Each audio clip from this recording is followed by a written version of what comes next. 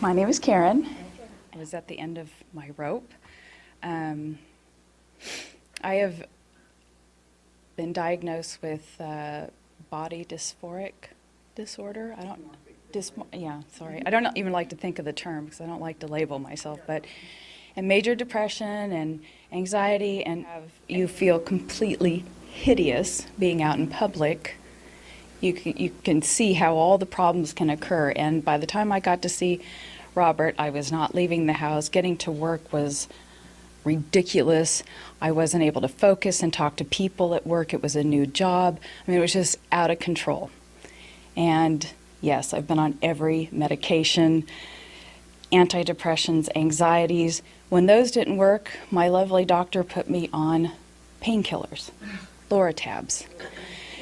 And when I came in to see Robert, I didn't tell him any of this, actually. I was becoming very addicted. I could not get through the day without painkillers.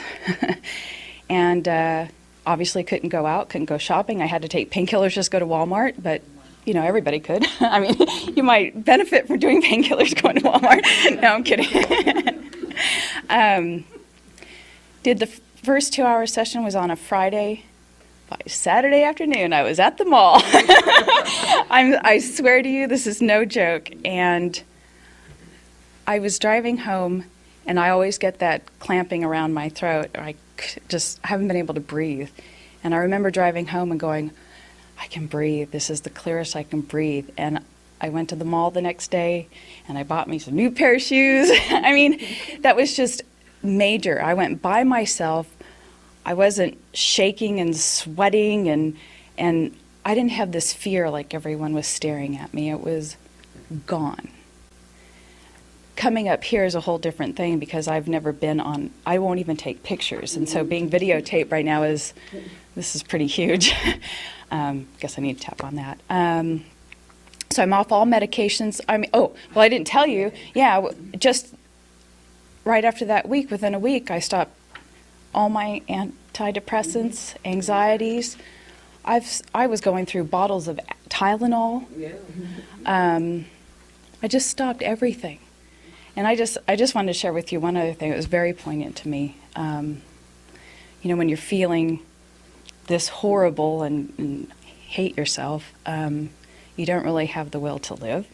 Like you, I spent maybe a little bit longer time inpatient. And I just have never felt that, oh my gosh, I'm here for a reason. I want to live. And I think it was 2 weeks ago, I went to a Blazers game with a friend. And right next to me was this little old lady. She was all wrapped up. She was probably about 85 years old, all wrapped up, and she just looked miserable.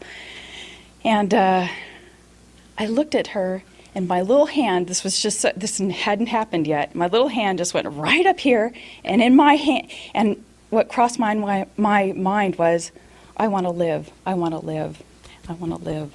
And it just was like, wow. And that's so far.